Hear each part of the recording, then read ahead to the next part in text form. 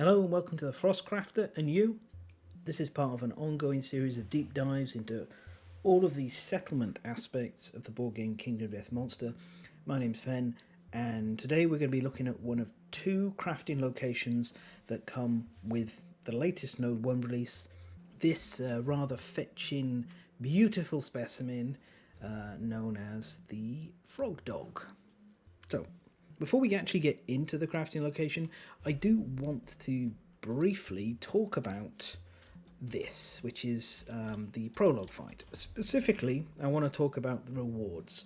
So, something happened when the Gambler's Chest came out, in that the Devour the White Lion prologue fight for the Crimson Crocodile was different to anything that came before it. It actually unlocks the Crimson Crockery when you complete the prologue showdown. Hopefully I remember to put up an image of that showdown page for the prologue fight and you'll be able to see it there. The key thing is, that was the single biggest change for me when playing the game, more than anything else, because the earlier a change happens, the bigger impact it has in the game. And frankly, I thought it changed the game for the better. So let's talk about that very briefly. We'll get down to the actual Froskrafter location while discussing about this. So the concept and the reason I say that it is like the biggest change and it may improve the game for me, frankly, is when you play a lot of Kingdom Death, kind of the initial beats of the game become somewhat predictable. A lot depends on your resource drops. The more you get, obviously, the better. But because you start every campaign with just your core location and no crafting locations, you can just unlock the basic ones. Essentially, the first few moves are turn some of the hide and endeavour into rawhide armour, maybe bandages. Turn the bones into usually bone swords, 1 bone darts, maybe 2 bone darts, stuff like that. And then the organs, you may convert them into part of an axe, or you might turn them into a fecal salve, or maybe if you've got an awful lot of them, you might make monster grease. But ultimately, regardless of what monsters I pick, it's the same sets of decisions. The only thing I'm really ever thinking about is, am I going to rush down with Founding Stones and hunt a level 2 monster and really, take a risk on the gambling strategy, which I don't much like, but sometimes it's interesting to play. Or am I going to take the more dependable route of skipping innovating, get my gear sorted, and then get running with a very solid base? Now, the change that having the Crimson Crockery did from the very start is suddenly I've got access to a whole extra crafting location. And as you can see here in the Froskrafter, they're more expensive. Like, this is a more expensive armor set than Rawhide. And these are all more expensive weapons than bone swords and bone darts. Generally, you're putting in 2 resources, and quite often they are higher quality. They can be, perhaps even 2 of the same monster resource. Monster resources are just, by essence, higher quality than basic ones, because they make very specific things and they're called for by name. I really like that, because suddenly I was being asked, do I follow the normal route and do I get that rawhide set together, or do I put these things towards the Crimson Armour? I did a review of the Crimson Armour in my armor presentation. You can have a look at that if you want to see what I think of the Crimson Armour. But the answer is, the short version, I think it's the second best armour set in the game, for early game, I should say, after rawhide, and I will always craft a full set of it instead of crafting 2 rawhide sets. So instead of me going, time to make rawhide, I instead was looking at my things and going, should I put these into Crimson Armour? Because that's a set I want to complete, and it's a set that'll last me a good long time. So it was really exciting, and honestly, I wanted to talk about this because it's not here. We don't get that. And I look at this and I think if I play with friends and we're being a bit more casual, I'm kind of just going to house rule the Froskrafter open, and I'm going to do the same with the Catarium and the Gormery going ahead, because it's so much more interesting. It is, admittedly, more powerful, but there's a trade-off. You tend to get less gear, even though it's a slightly higher quality, and that that does matter. Suddenly I might not just be rushing towards my first and second rawhide armor set. I'm kind of juggling making the monster armor set, especially a solid one like this one, or the crimson one, and rawhide. So yeah, that's just something I briefly want to talk about. And it's unlikely that anyone from Team Death is going to watch these videos, but if they do, if you're watching seriously in Campaigns of Death, just get this. Every prologue fight, have it unlock this, because it does so much to the start of the game to make them feel different and put difficult decisions in the hands of players. Like if I get a waxy dermis and a hide, as we can see, waxy dermis is hide. I can make 2 rawhide pieces, or am I going to make the Frogdog suit and push towards completing the Frogdog armor? That's going to make my start weaker, because I'm investing more, but I'm getting higher quality, and that is exciting. Anyway, that's enough talking about that. Let us just get into talking about all of this. So, just to start over here, we have our resources. It's always nice to do a little itinerary of what we've got whenever I remember. So, on the spindly paw front, this is the button. We've got 4, 1 for each leg, which is kind of thematic. Can we put it away? Please, thank you. Then over here on the waxy dermis, we have 3. We've got 2 tatty hides, 2 mammary glands, which of course makes sense. It should be 2 molars, 2 bladders, and then if I remember correctly, all of these are one-offs. So very important to, well, not important, but it's very, very helpful to understand the value of a given piece of gear, not just a piece of gear, resource. Not only when you look at quality of resource, like this is a high quality resource with bone and iron in it, but also like how often it's dropped and what the monster typically drops as well. The Frogdog is a bit more of a higher quality monster when it comes to resource drops. This has 2 different types, this has iron on it, this has 2 different types, so little bit stronger on that front for generic crafting. When we get into the actual individual bits and pieces, where am I checking? Yep, there we are. We'll see what we can turn these into. Just over here, we've got all of these, which we will talk about the various different bits and pieces, and I'll even dip into this and this as well. But for now, let's get to the individual pieces of gear. I'm going to skip these and talk about this in the armor set section completely, but yeah, there they are.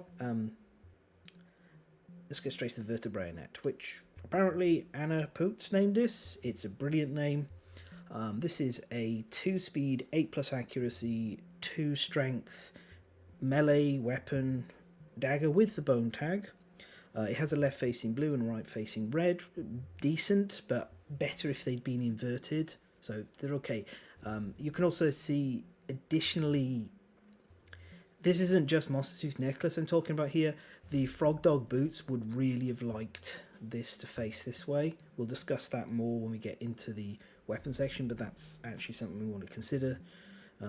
Using the Vertebrayonet with Frogdog armor, if it had more synergies, that would be great. The main thing about this is it gains +2 luck when attempting to wound hit locations with persistent injuries. So this costs a mossy molar and a bone, which, 2 bone, that's fairly cheap. And damage-wise and accuracy-wise, this is a little bit worse than a bone sword, but it's definitely better than a bone dagger. The neat thing it has as well is this static ability. It has +2 luck when attempting to wound hit locations with persistent injuries. Now, a lot depends on the particular monster you're fighting. If they have a lot of persistent injuries or not, this gets even better. But this is an interesting way of leveraging luck without just giving you the deadly. You still are tempted and rewarded to combine this with the lucky charm, but it's not as flat powerful as just a straight deadly weapon, as we'll see later. Ultimately, I like this. I think this is a solid starting point for the dagger. It's doing a lot of thematically what you want it to do, and it's decent enough without being completely amazing. So I think this is fine, and for the price is pretty decent. Next up we got the long club. This is a 2-speed, 5+ accuracy, 3 strength weapon with its melee, club, 2-handed, and stinky. Stinky does matter here because it interacts with how the Frogdog works. Additionally, it has an up and down facing green affinity and reach 2, which means you can attack from 2 spaces away.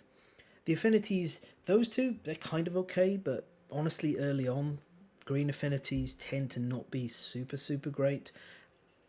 I don't really use this too much. It's been okay with Gormant armor if you're combining like double node ones, but that's not typical. But as it stands, this is a solid, very accurate weapon with decent strength, and reach 2 is very good. I'm happy to have this, especially if I'm going up against the Butcher, because having reach against the Butcher is really nice to avoid its like spinning reactions that hit spaces within one of it. So really solid weapon. This costs a spindly paw and an organ, so kind of the same price as a bone axe. I think it's better than a bone axe. Just about all round, except maybe axe is a slightly better weapon type. But ultimately, I like this. I think this is a good craft, and it's fairly easy to make because, as we know, there are 4 spindly paws. Alright, then we have the Crest axe. This is 1 wiry crest and 1 bone. So the wiry crest, as we saw, is a 1-of in the deck, and it is hide. So this is a hide and a bone. Effectively, it is a 3-speed, 6+ accuracy, 0 strength weapon with melee, axe, metal, and stinky. It has this up face in red, this right face in blue, and while insane, you gain +4 strength. First of all, this has a blue to connect to the boots, which we will talk about later, so that is a definite benefit. There's a number of mechanics, like thematic mechanics within the Frogdog of you being insane gives you lots of bonuses. If you can be insane, this weapon is absolutely incredible. Like 4 strength axe for this kind of crafting cost, hide and a bone, is really good. But of course, it's terrible if you are not insane. So you're looking for ways to support your insanity or lock it in place. In actual fact, one of the best places I've found to use this is if you do double node ones with Crimson Crocodile and Frogdog, which you could easily run 2 node 1 monsters instead of a node 1 and a node 2 if you want to explore the game that way. It's pretty balanced, all things said and done, especially if it's like Crimson Crocodile and Frogdog. There's a Crimson Crocodile armor, which I really hope I get to talk about later this year in a video again. Really like it. It has this ability on the helm, which gives you a mind lock token, and the mind lock token means that the next time you take brain damage, you don't take the damage. You suffer other effects of the intimidate, but it protects your insanity. Outside of that kind of synergy, you can actually use this alongside Screaming Armor, because Screaming Armor's helm lets you scream and it hands out insanity to all survivors, apart from deaf ones. So there are ways of maintaining this, and if you can, 4 strength is a very good strength rate. This isn't up there with the best of the stuff that comes from the Gorm, but the Gorm has incredibly good weapons. However, this is very solid and interesting and well designed and well priced. So it's perfectly acceptable to get this, but it kind of maybe early on, you wouldn't take this unless you had a survivor who had tons of insanity, because it is a stinker if you lose this bonus. Right, next up, this is a very expensive weapon for node 1. This is the Grapple Claw. It costs 1 mossy molar, 1 spindly paw, and 1 scrap. So, as I said, very expensive, although scrap doesn't have a lot of uses early on in a campaign, so it's kind of alright. It has an up red and a down red and a right blue. Really good affinities for the Frogdog armor. And just solid affinities all round. Especially the blue one's very good. It's 2 speed, 7+ accuracy, 3 strength, deadly 1. It has an additional ability, static, that when it causes a critical wound, you place yourself in an unoccupied space adjacent to the monster. And then also you can spend an activation to give this weapon reach 5 until the end of the round. It is a weapon, melee, scythe, whip, and finesse.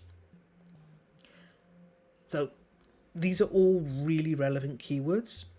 This is the earliest scythe we can get at the moment. This is the best early game whip as well. Generally, you're going to want to use this as a whip. That's because whip progression is a bit better supported. With you be able to progress from the grapple claw to, if you're playing with the Crimson Crocodile, there's a nice mid-game whip there, and then there's some like really lovely end-game whips either in the blacksmith or in the king suite. So there's lots of things you get there. If you were leaning into the scythe side of things, you need the Dragon King expansion, because unfortunately this box doesn't come with a Scythe Mastery card, which I think is a genuine shame. I think if you're going to have a weapon type that isn't in the core game box, it's kind of just nice to put that extra card in to let players have access to Scythe. Scythe Mastery, both the proficiency and the mastery are very, very strong. And so if you have the Dragon King, and you have the Crimson Crocodile, and you have the King with Lord's Ruin, there's a whole nice progression chain there of really good scythes. In actual fact, the Crimson Crocodile has an amazing scythe if you can manage to save up for it. It's really a challenge to construct, very difficult, but it is absolutely worth the effort of putting it together. Ultimately, when you first get this, it's just a improved version of the Lion Beast guitar, and that is more than enough to make it really good. Absolutely, because it's got the affinity to combine with the Lucky Charm, it's got the same stat profile, it's got extra bonuses. The only real negative in comparison is you can't run it paired if you wanted to do that. So this is just by far and away, I'm debating, I think it's the second best weapon in this. It's close, but I think it's the second best. The only real head scratcher is this activated ability. So gaining reach 5 until the end of the round is a really edge case ability. It's rare that you're going to want to spend your activation on it, because, well, if you have reach 5, then you generally could have just walked to get to the monster as well. So why would you spend an activation on this? Yeah. Scythe Mastery gives you 2 activations. So technically you could give it reach 5 and then attack it. Honestly, why are you doing that? Again, why don't you just walk up to the monster and then smack it? And also, why are you using a grapple claw with a Scythe Master? I guess you're playing heavy luck, which that's like if you had the Death Mask from the Butcher, which gives you a huge luck bonus if you don't have any connected affinities. I could see you running the Grapple Claw for a fairly long time. But ultimately, this activated ability, it's not bad, it's just stupidly edge case. It is incredibly small the time that is going to be relevant, and I feel that's why I hate criticising things like that, because somebody took the time to design this ability, somebody took the time to test it, multiple people, somebody put this on the card and, went through all the effort of printing it and shipping it. There's a lot of work that went into this, and it kind of sucks to look at it and go, yeah, just don't bother using that bit because it's almost never going to be relevant, which is a little bit of a shame, but maybe this is future-proofing. We'll see. Ultimately, it doesn't hurt for this weapon to have this ability on there. It's just currently a head-scratcher, and I talk about it because I'm constantly trying to figure out exactly where I'd really want to make use of this, and I haven't found situations yet where it isn't just better to like walk or dash and then just get attacking. But all of that said, reach 5 is a big distance, so maybe somewhere in the future in some edge case scenarios that's going to be strong, which is why I think overall the Grapple Claw is the second best weapon and why I've talked about it so much. It's second best because the spike buckler exists in this crafting location. So this costs an ironclad spine, which is a one-off, so hard to get, and an organ. It is a 1 speed, 8 plus accuracy, 1 strength shield, weapon melee shield bone, so bone for bone synergies and people of the skull, and this is a early shield. We know how good that is from how strong the knuckle shield is. Its abilities are block 1, barbed 2, that means you can activate it to set block at 1. Barbed means when you're attacking with it, if you roll a 10 on your attack roll, you'll get plus 2 strength. Effectively, that works out as over an entire showdown as like plus 1, 0.2 strength, basically. It's not amazing, but whatever. And then when this blocks a hit, you roll 1d10 on a 9 or a 10. The monster suffers 1 wound limit once per round, and it has a down face in red, which we like having affinities on these things, even if they're in kooky directions.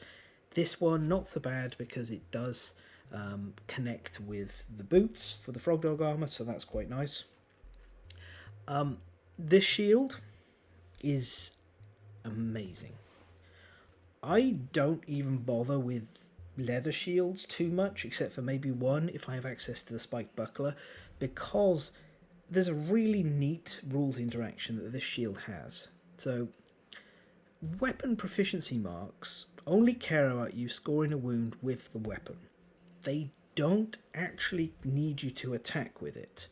You typically will think in our head, oh, I've got to attack and score the wound. But the spike buckler doesn't do that. The spike buckler does, well, it can, but it doesn't need to. If it scores a wound through this barbed ability, which it'll do 20% of the time when blocking, not barbed, through this blocking ability, the spiky ability, let's call it spikes, through this defensive ability, then you get your progression tick, which is amazing, like really, really good.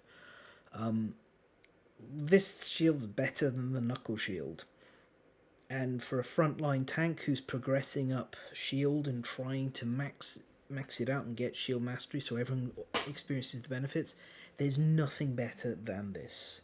It is incredibly, incredibly good. And there's some monsters that having an early shield just shuts them down. Like if you play Frogdog with Screaming Antelope, the Antelope is just ruined by this at level 1. Just utterly destroyed by it. And that is just incredible. And the fact that this triggers 20% of the time on defense on a block is also, that's way better. I thought it'd be 10% of the time when I first briefly read this, but no, it's a 9+, that's 20% of the time.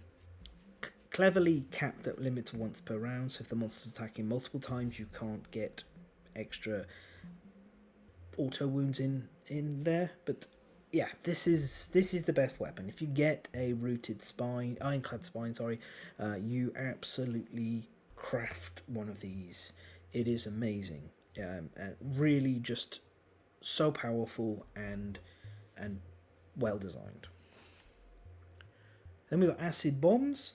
This, it costs 1 oily sphincter, 1 bone and 1 organ, so it's quite hard to make. There's only 1 oily sphincter in the entire resource deck. It is a 1 speed, 6+ accuracy, 4 strength, thrown ranged weapon with stinky and soluble. It has an up facing green and a left facing green. It has an activation limit of 7. That means you can use it 7 times maximum in a round, in a showdown.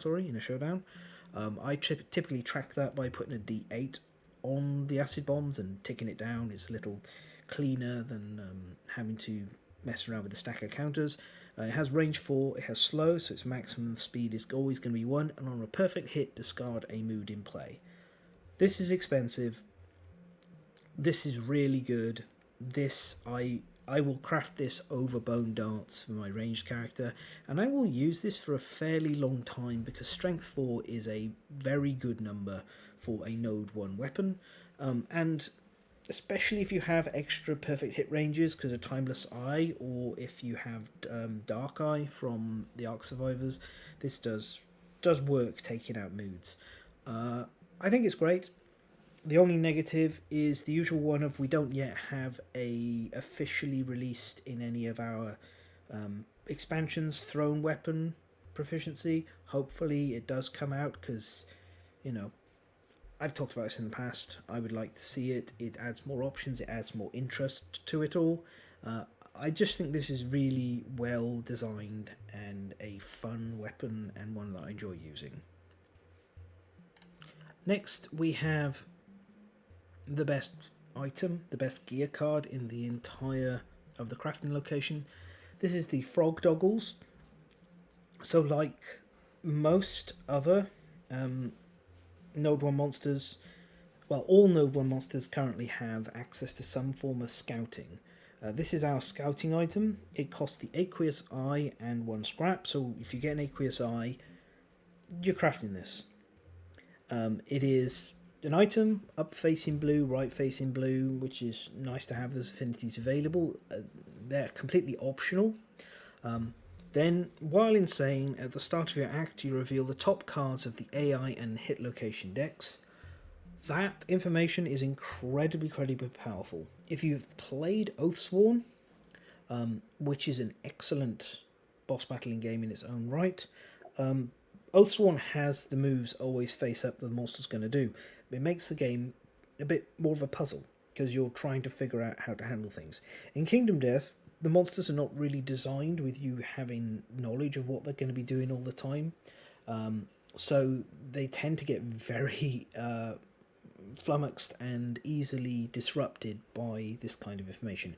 Knowing what your opponent is doing when they cannot change their moves, especially when you get to choose who the monster is going to be attacking or affecting each time, or whether it's worth letting the move resolve or attacking it off as a wound, is significant. It's really significant. Information is power, and this is really powerful. It's like a better version of the Wisdom Potion in many ways, because the Wisdom Potion does just for hit location deck. I actually really love this item. I like how it's passive. I like how you have to maintain insanity. If you don't have that status, this switches off. And I also do appreciate how there's now starting to be items cropping up and other things that either punish you for having revealed cards, or you lose out on a bonus if there's revealed cards, like the Crocodile Eyes from the Crimson Crocodile, which is a very strong version of the Monster Tooth Necklace, but it doesn't work if you have scouting like this. Anyway, all of that said, you're crafting one of these and looking to have a survivor maintain their insanity. Same sort of comments and things I talked about previously with the Crest Axe still apply here. Crocodile armor can lock this in place. You can use Screaming armor to maintain it. The added bonus of accuracy, extra accuracy when stinky, costing to 2 blue puzzles to be active, is it's actually something I don't worry about. There are ways that you can now be stinky that's not just having monster grease slathered on every single spare bit of your body. However, this is just a nice bonus. Plus 1 accuracy is great, but you don't need it. The main thing you want from these is to be insane. The thing I really love is any survivor can be running this. You don't need a dedicated support anymore. So if you want to play a more aggressive, spread out play style, where everyone's a bit of covering this and that and everything, jack of all trades, this really helps towards that. Ultimately, your first eye should always be spent on this, and it wouldn't be terrible to do your second eye if you're able to have the survivors be stinky and take advantage of the extra accuracy. This is a very strong, very good weapon. I prefer its play patterns over the Cat Eye Circlet. It is my favourite in this entire thing. I think I'd rank it number 1, I'd rank the Buckler at 2, and the Grapple Claw at 3. Out of all the non-armour things, 4 is this long club. But we still have a few more bits and pieces to look at before we finish and get to the armour. Next up, Turbo Tonic. Apart from having an amazing name, this costs a gaseous bladder and a mossy molar. A little expensive. Item, consumable, soluble. Right facing blue, nice affinity. While it's insane, gain +2 speed and -1 accuracy. That's a fair trade-off. Again, you need to be insane to really make use of this, so all the things I talked about previously about protecting your insanity or ensuring you're insane more easily, or just replenishing insanity through various different tools, you want that kind of stuff. +2 speed, -1 accuracy is a great trade-off, especially for aggressive playstyles. This effectively means if you're attacking in the blind spot, there's just no blind spot bonus. That's okay. There's a whole bunch of weapons that really benefit from having extra speed, and this is a way of getting around that. It's just an excellent, solid thing. You're not going to want it on every single survivor all of the time, but hey, putting paired on any weapon that's not slow, which is kind of almost what this is doing, isn't something to sneeze at, and I appreciate it. I like it. It's a little too expensive. I generally prefer to spend my early molars on other things, but this is a item that you can use for a fairly long time, and it scales with every weapon. The better the weapon you're swinging with, the better this tonic is. We have another companion in the Vigor capsule. This costs 1 elastic tongue and 1 organ. It is a item consumable soluble, same as the tonic, with an up-facing red this time. Not quite so good in affinity there, but you do need to connect it, because while it's connected in the puzzle, 1 red, while insane you get +1 movement. Movement is the king stat. You can't attack something if you can't reach it. A monster can't attack you if it can't reach you, unless it has like unlimited speed or unlimited range or something like that. Movement is always really, really great. It's just, you don't notice it until you start playing with it, how much stronger 6 movement is over 5. So I cannot even remotely demonstrate particularly well how good this is. It lets you reach the monster for more spaces, meaning you get to be further away and safer all the time. It's great. It's great. Then we've got the Lure Lantern. This costs a bioluminescent tonsils, which only drops from the level 2 and level 3 Frogdog, just the normal Frogdog. It gives you access to Noodling of Death, which is a way of collecting copper. If you want to get copper so you can craft all of the bullfrog stuff, you need this. This is the only way really to get copper at any pace. I've talked about Noodling Death in the review if you want to see my thoughts on that there. Noodling of Death is a very unpleasant and difficult table to hunt event to deal with. And effectively, if you're going to be doing this, the one piece of advice I have is as soon as you get a piece of copper, you're out. Just get out of the tables. Any piece of copper, just get out as fast as possible. Grab them. This is a necessary evil item, and typically I found I need to craft about 5 or more of these in a campaign in order to get a decent amount of copper, and sometimes even if I do that, it doesn't work out. So I don't like this item. It has a extra small benefit, and if you happen to draw the terrain that lets you fish and for more copper, that's its best circumstance. It's really good when that happens, but unless you have a lot of ways of putting extra terrain into play via fascism, the philosophy, it can be a little tough to use. Get the terrain, I should say. So this is a necessary evil, as I said. I don't like it, but this is the kind of thing you're going to craft one of for every set of bioluminescent tonsils. You need to do that, and be aware you cannot get bioluminescent tonsils from the bullfrog dog, which makes this situation even more awkward and difficult to handle. I will talk more about it when I talk about the Tusk Works sometime later this year. Our last of our crafting location things is the frog whistle. This requires the heart flute to be innovated, which is a music innovation. It costs a spindly paw, a mammary gland, and a skull. Skulls have turned out to be really good resources, by the way, so this is an expensive craft. It is a item instrument noisy with a right facing red and a down facing green. If you get both of those connected, then on arrival you play a colourful note. Stinky survivors gain +1 survival and +1 strength. Other survivors gain +1 insanity. Arrival stuff like this is quite nice. Unfortunately, this is a noisy instrument, so the usual concerns and issues, every time you have a basic hunt event, you've got a 1% chance of just dying.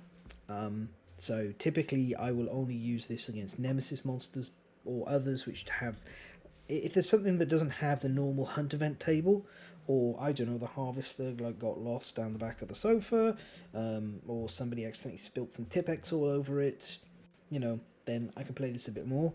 It's not even a great instrument, but it's okay. I like the stinky synergy. That's pretty fun. +1 survival, +1 strength is actually fairly solid, and +1 insanity, as we can see, can help. You could be non-stinky and have insane gear, and this will help support it. So the only real thing that holds this back is the crafting cost, the lateness that you'll get it, because Heart Flute is not a high priority innovation, and it's still like several stages up. So there's a whole bunch of this that comes together. That means this isn't worth crafting most of the time, which is unfortunate, but that's the world we live in. So yeah, I think this is the weakest item in the entire crafting location, outside of how frustrating the lure lantern is to use, but that's necessary. This, you just don't really need it. The benefits do not, in my opinion, outweigh the costs of having to roll those dice every single basic hunt event. So yeah, right, well, that is our normal crafts. We've got a few more to look at over here. We start off with the Spite Balm. This is a pattern card. So patterns are gained when you reach insight. There's a whole full, robust, expanded version that is in the gambler's chest, but pattern cards turn up here, there, and everywhere. Essentially, this is a tier 1, node 1, era 1. That's era 1 pattern, meaning you can craft it as long as you use resources from a node 1 monster, which this uses exclusively Frogdog, so that checks that box. You need a gaseous bladder, an oily sphincter, plus you need to have drawn this card from the pattern deck to be able to craft it. You use a dagger, so you have to have a dagger innovated. You then will suffer the concussion, severe head injury onto the survivor who is doing the crafting, and you need paint to finish it, and then you will get this thing. So just to walk through that really briefly, you need to draw this from the pattern deck, either via the system that's using the gambler's chest and or the gaining of insight. Then once you've got it, you need the crafting materials, and you need a dagger, and you need paint, and a survivor will suffer a concussion. This gives you the Spite Balm up here. This is a seed item soluble balm. Balm still doesn't have any mechanical effect yet, but I like to see it. It's not the first balm, it's always fun. Soluble is a negative trait. Be very aware that soluble items can destroy themselves. It has a right facing green and a down facing red, and then if you have a green and a red anywhere in your entire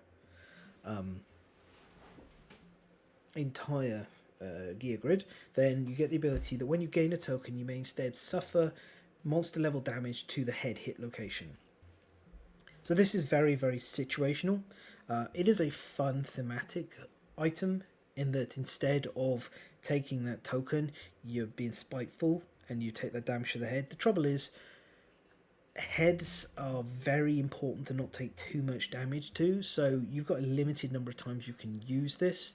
However, if it's the difference between taking that last bleed token and dying, you take the head injury every time. So there's situations where this is going to be relevant and useful. However, for the most part, I tend to not be able to justify fitting this into a gear grid.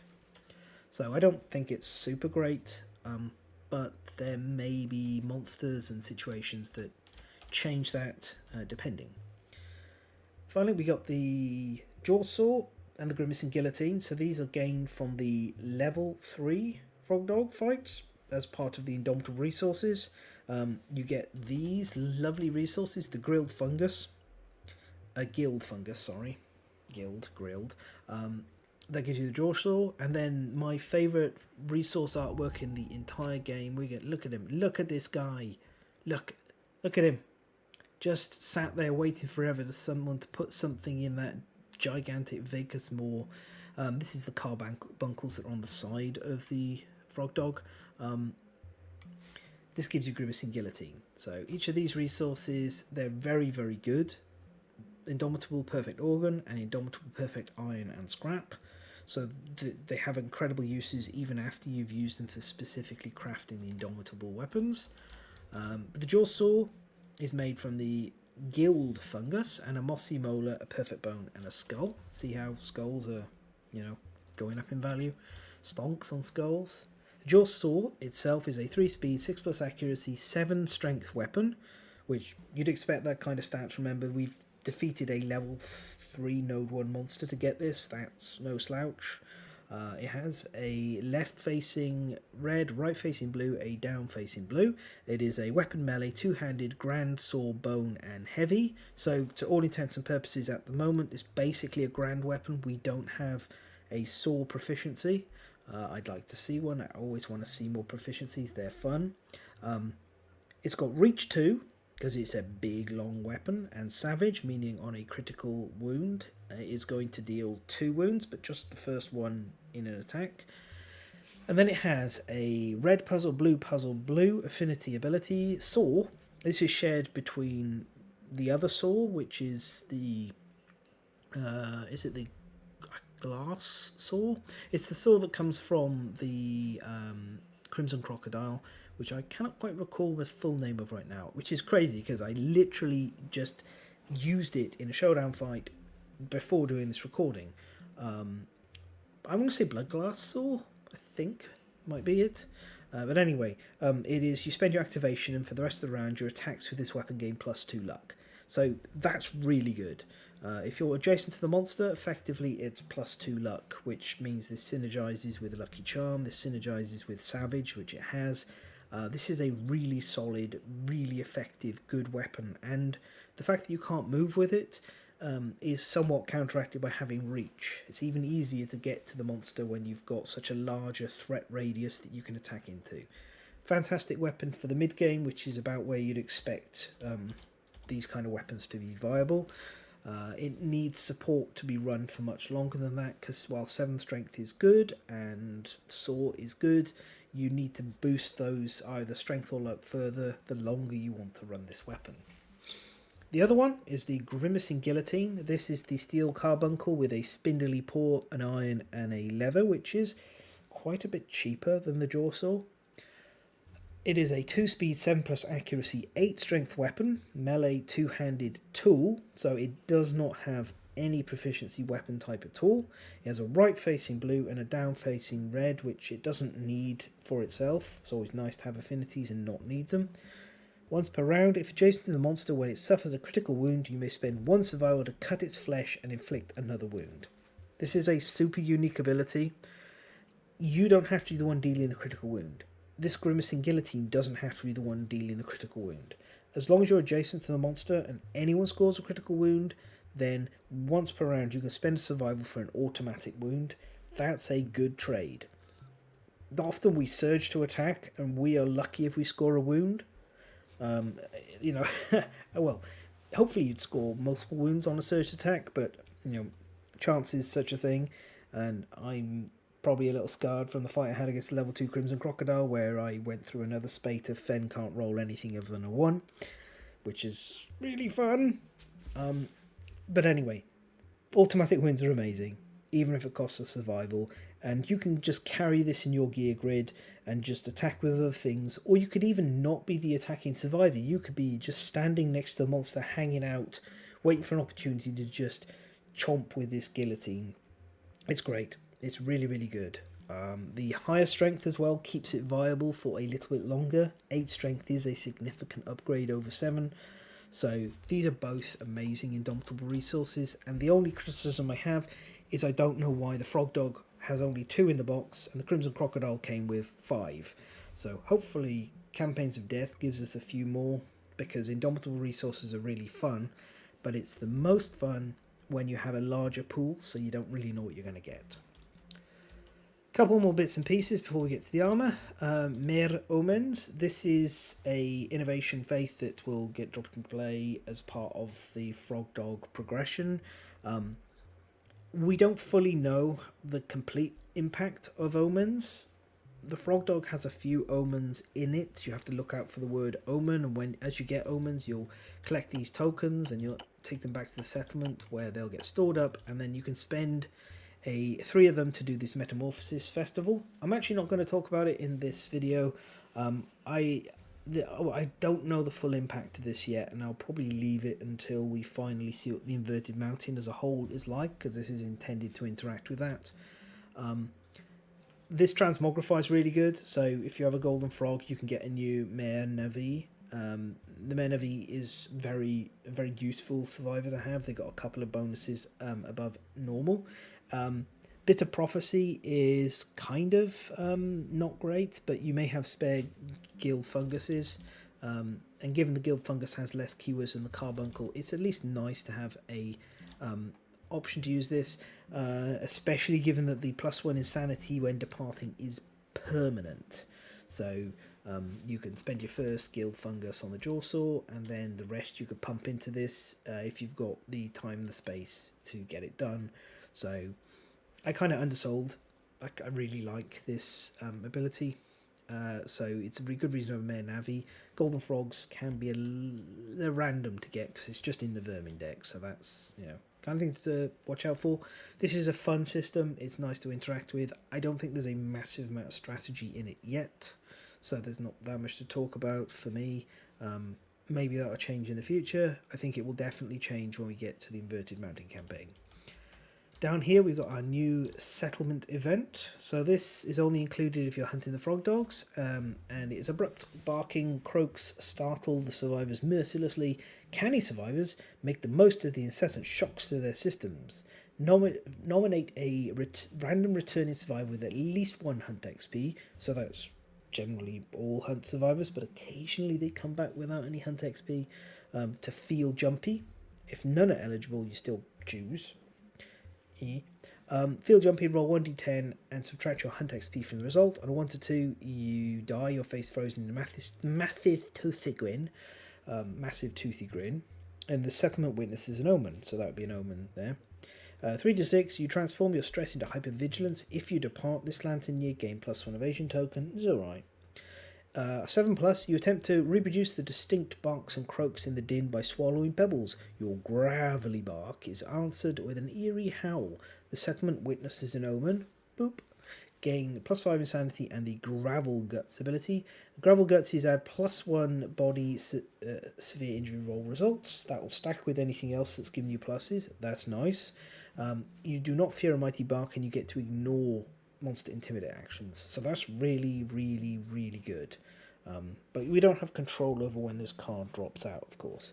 Lingering events. The cacophony stifles the settlement's creative energy. Art and education innovations cost survivors twice as many endeavours to use, but I'm always happy to have more settlement events. It adds more texture and feel to the monsters interacting with the settlement, so quite like this.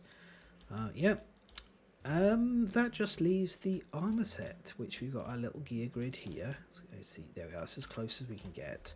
I'm quite looking forward to talking about this one. So if you want a full breakdown, I did that in my armor video, although a quick note, I did make an error in the armor video in that I accidentally had my 1.31 book in front of me instead of my 1.5 when I was going through the locations and writing the thing out. So I forgot that leg locations changed between 1.31 and 1.5.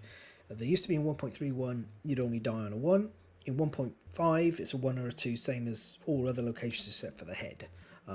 But the point about taking damage on the legs first still stands. Losing a leg is less of a problem for most survivors than losing an arm, with the exception of one weapon survivor. So if you're a two-handed survivor, you'd prefer to take damage on legs. If you're a one-handed weapon survivor, then you'd rather lose one arm first. If you had to choose, ideally neither, but So that's a little thing I'd be meaning to talk about. To say whoopsie. Sometimes the nature of how I do these from a bunch of notes, mistakes happen. C'est la vie. No one's perfect. Nobody's perfect. The 1.31 book has been banished to the far darkest corners of the gaming attic now, where it never will come out except as a curiosity, because I'm not making that mistake again. So I only have a most recent rule book to refer to now. Anyway, Frogdog armor. If you watched that video and got past me making that cringeworthy error, without immediately jumping to the comments and starting to type away, I would type, but that would start doing things in the game, then you know that I rated this as the third best Node 1 armor set. I really like what it's doing. So this is a 2 armor point for each location, going up to 3 armor points once you have the full set, with armor set and membrane. The set bonus is Propel, so the standard kind of monster movement ability, as we've come to call it, that is spend your activation and your night, your bolt and your night, or your activation and your movement. You spend all armor points at a single hit location, and you suffer knockback in any direction equal to the spent armor points, and then you activate a weapon to attack, and your attack gains the amount of armor points you spent strength. So that is part of the mechanics of this armor set, is like increasing your armor points and then spending them for movement and sometimes offensive bonuses. Now we'll see as we walk through it how you can gain more armor points, and we'll see another way you can spend them. This ability on the armor set, I kind of only want to use that near the end of a showdown. It's a bit much to spend early. And also, if you're going to spend those, you tend to spend from waist first and then arms, or arms then waist, probably waist first, then arms, and then maybe you would only spend body, head right near the end. You'd never spend legs unless you don't have the Frogdog boots ability active, because the Frogdog boots use armor points anyway. So let's talk about each piece. I'll run through them all, and then we'll just briefly talk about things separately. So, Frogdog mask costs a waxy dermis and an organ.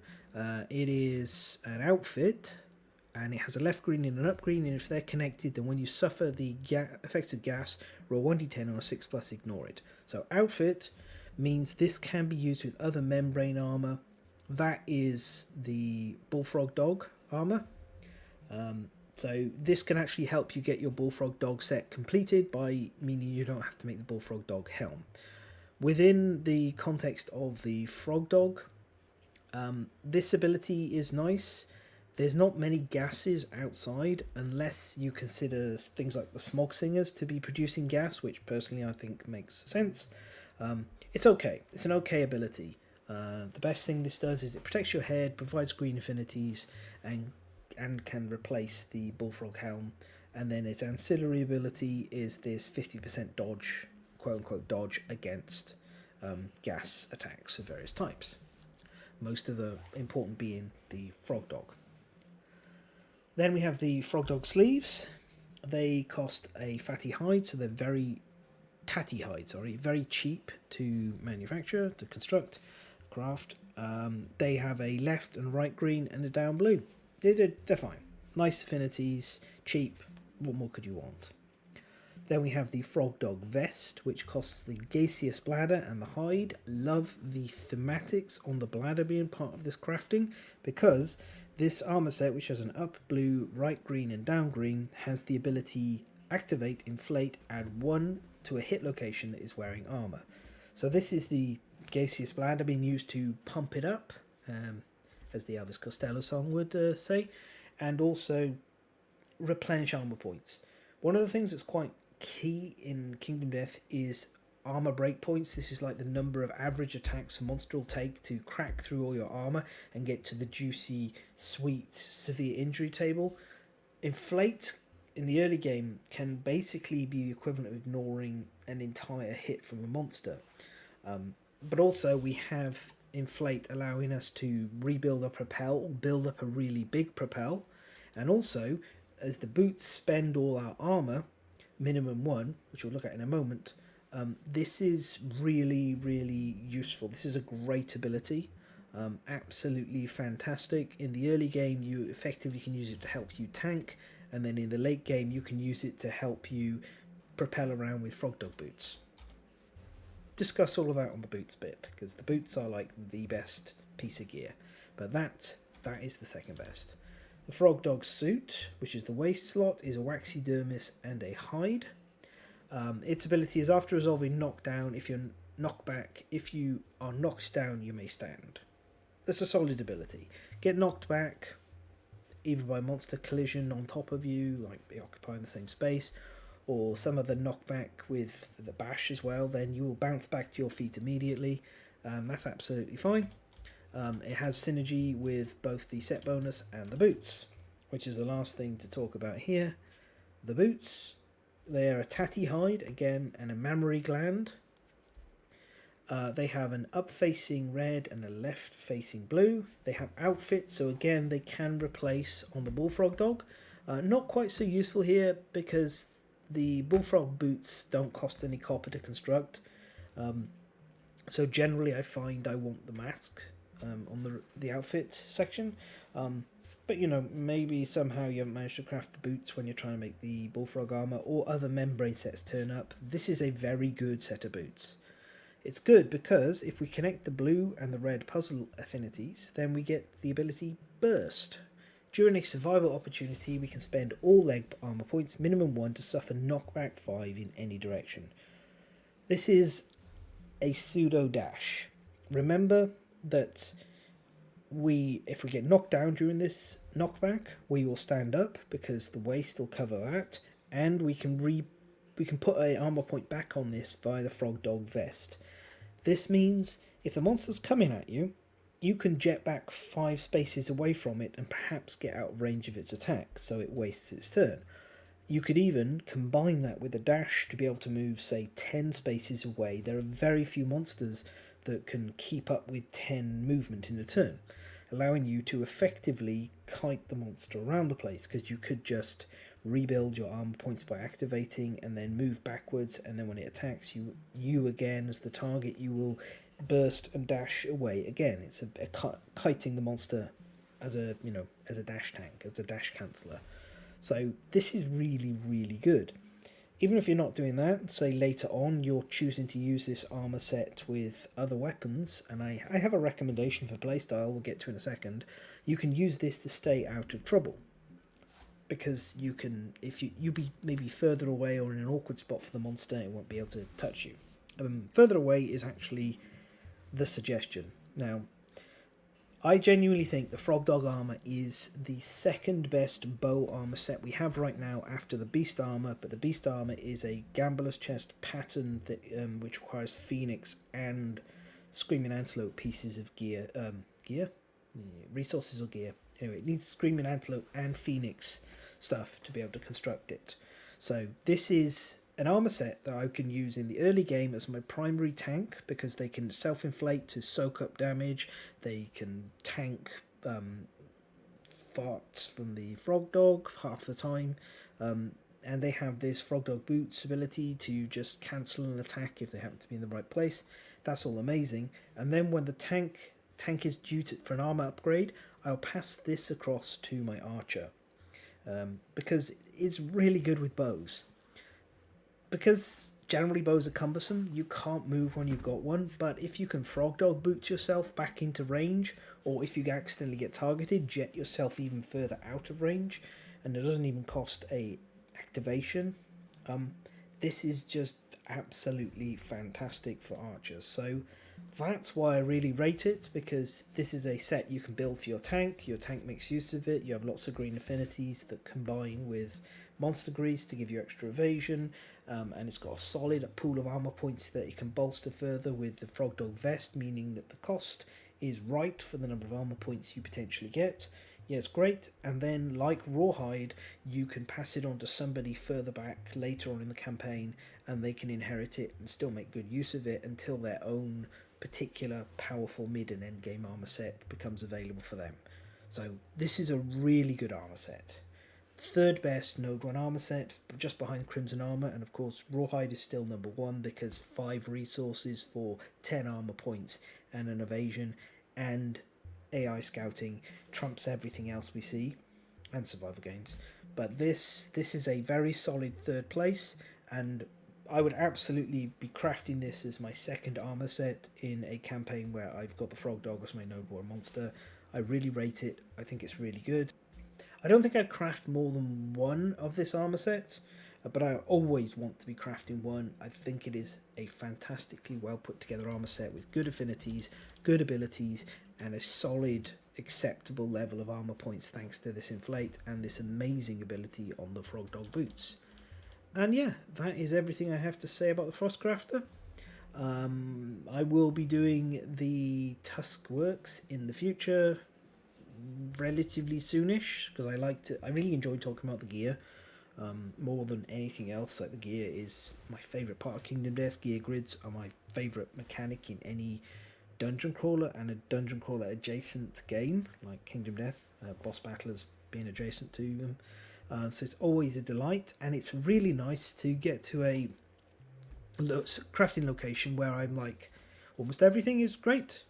The only things I would skip on is the spike balm and the frog whistle, and those are only because I can't find good uses for them right now. This is a fantastic selection of options, and it makes the Frogdog a really good Node 1 monster. The second best Node 1 monster for experienced players behind the Crimson Crocodile. And I love it alongside the Crimson Crocodile. So that's it. That's everything. Thank you for listening. And I'll be back in a couple of weeks with the next video. And until then, happy hunting.